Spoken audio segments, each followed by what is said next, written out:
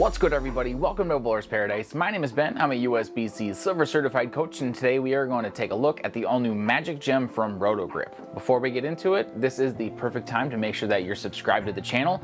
It's free and is a great way to keep unbiased reviews like this one coming. So while you're down there, be sure you hit that notification bell too so you don't miss out on the next one. Joining Roto Grip's HP4 line, the Magic Gem is the third in the line of gems, all featuring the Defiant LRG core with its 2.47 RG, 0.53 differential, and an 0.16 intermediate diff. For the cover, Roto Grip decided to actually use the microtrax hybrid cover, which was actually on both the RST X-1 and the X-3, but this time it's finished to 2000 grit out of the box. For the layout, I went with a 5x5x2.5 2LS layout. It's been a pretty consistently successful layout for me, as even though it does cut some of the overall strength from the piece as it's designed, it's a great benchmark layout and allows us to show you what this piece can do all over the lane.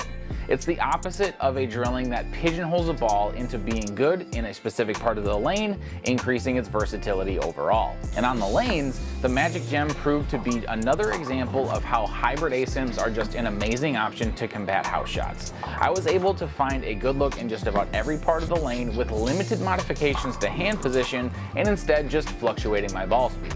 You can definitely tell this piece is in the gem line as it has that same heavy roll off the spot, but the downlane responsiveness is deceptively more than both the original and the Pearl versions before it. And that's probably my favorite part of this piece. This Magic Gem is a great choice for those folks looking for a high performance piece for their league night and one that won't disappoint them like some other big pieces may. Because of its strong mid lane roll, it gives the appearance of being angular, when in fact it's just rolling quite strong off the spot.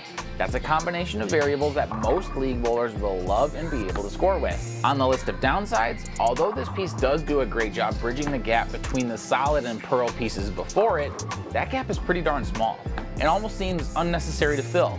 If you put a bit of surface on the exotic gem or a bit of shine on the original gem, you're going to be real close to what you can get out of this new Magic Gem. There's very little need for anyone to carry multiples of these, as the Defiant LRG core has been proven to be very versatile, and the shapes you get from the three overlap enough that you just need the one that matches up to your game the best. So since I'm making the argument that you can easily get by with just the Magic Gem, I think that pairing it with the Storm Summit and the Zen Gold label from 900 would make a great set of three choices.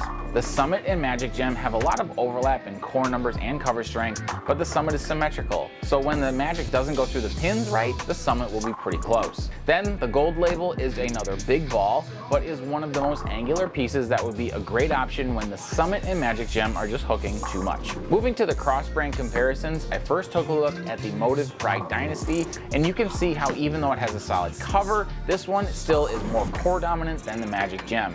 The motion through the middle part of the lane gives a lot more control off the spot compared to the Magic Gem, and on this house shot, control is less conducive to scoring.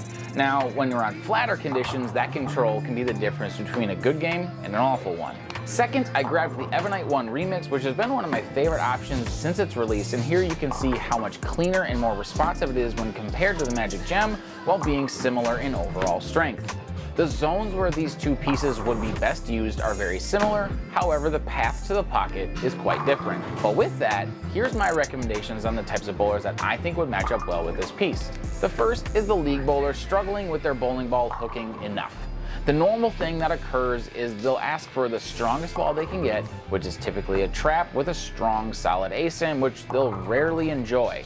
Instead, the Magic Gem is both strong and able to read a house shot in an effective way for the majority of league bowlers. The second recommendation is for high tilt players, and I think that the Magic Gem would actually be a great option for high tilt players when dealing with a lot of friction. These players typically need an option that's strong enough to slow down in the mid lane, but still have enough to go through the pins, and the Magic Gem is likely one of those best options to fulfill both of those needs for those players. The all-new Magic Gem from Roto Grip might have some significant overlap to its predecessors, but in the right hands, it could be the perfect choice to add to the pin disappearing act in your bowling magic show. And you can pick this up today and much more at bowlersparadise.com. Be sure you use that discount code YouTube at checkout for free shipping. Thank you to Nick Pluck for the drilling of this piece and to Dale's Weston Lanes for letting us film this video. If you haven't yet, smash that like button, subscribe to the channel, hit that notification bell for more ball and product reviews, and as always, remember you guys, having the right ball in your hands, now that's a bowler's paradise.